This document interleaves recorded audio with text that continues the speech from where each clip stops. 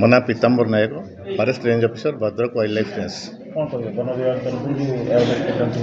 ଆପଣମାନେ ସମସ୍ତେ ଜାଣିଛନ୍ତି 18 ତାରିଖ ଦିନ ଆମର ସାରା ଓଡ଼ିଶାରେ ପକ୍ଷୀ ଗଣନା କାର୍ଯ୍ୟକ୍ରମ ହେବ। ସେଥିପାଇଁ ଆଜିର କାର୍ଯ୍ୟକ୍ରମ ଏଠି ନିଆଯାଇଛି ମକ୍ ସେନ୍ସସ୍ ଏକ୍ସରସାଇଜ୍।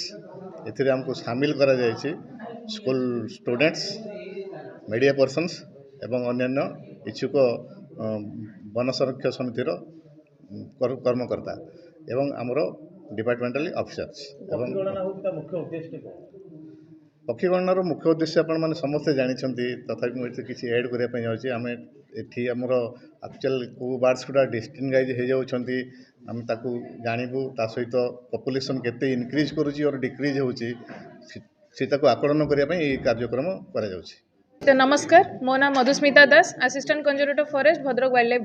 आमर आपण मैंने जानती प्रतिवर्ष आमर ए वर्ष 18 तारिख रे आमर ओडिशा रे सबु जगह रे आमर पक्षी गणना कार्यक्रम आरंभ हम। तार निमंते आजिकल जहाँकि आमर को ऊपर स्टेट वाइल्ड लाइफ एडवोकेटर इंस्ट्रक्शन आसी मॉक ड्रिल करने।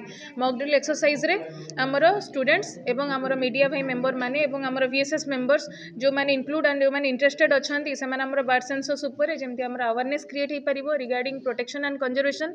से मॉक ड्रिल एक्सरसाइजटा करा जाउछि जोतिर आमे ई सब को मेंबर हिसाब रे इंक्लूड करूछु।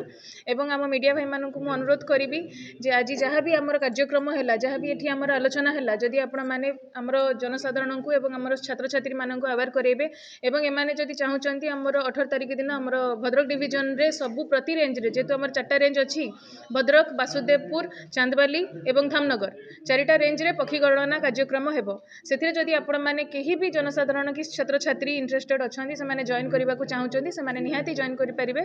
से आम स्वागत करुछु 18 तारिख से निज जुरिस्डिक्शन रेंज ऑफिसर या फिर एनी फॉरेस्ट स्टाफ से कांटेक्ट करेंगे एंड से जॉइन करेंगे। से आज कार्यक्रम होबे कि आमर पक्षी गणना किपरि होउची कौन ऑब्जेक्टिव्स नहीं कि होउची तार कौन मोटिव्स रोची से सब सचेतनता करने। मु प्रियंका पाणिग्राही भद्रक ऑटोनोमस कॉलेज छात्री +3 थर्ड ईयर जूलॉजी ऑनर।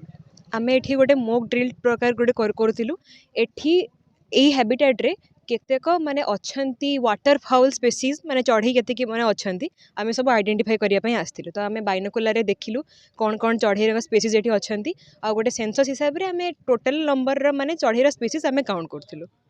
आमे आज देखिलु ड्रोंगो, कजळपति आउ इंडियन पॉन्ड हेरन, लेसर व्हिस्लिंग डॉग एभली किसी स्पेसीज आज आम आइडेंटिफाई। एटा गोटे अवेयरनेस प्रोग्राम भली आउ किछि बहुत किछि स्पेसीज विषय रे मु भी जान नथिली। आज मुझे आज आसिकी प्रोजेक्टर गोटे प्रेजेंटेशन रे आमे जानिलु आउ मु आशा करछि कि माने मो सांग माने भी आज बहुत किछि स्पेसीज मान को जानिया पई पाइले। तो आमे आगु को भी अन्य अलग स्पेसीज अच्छंती जानिया पई पाइबा।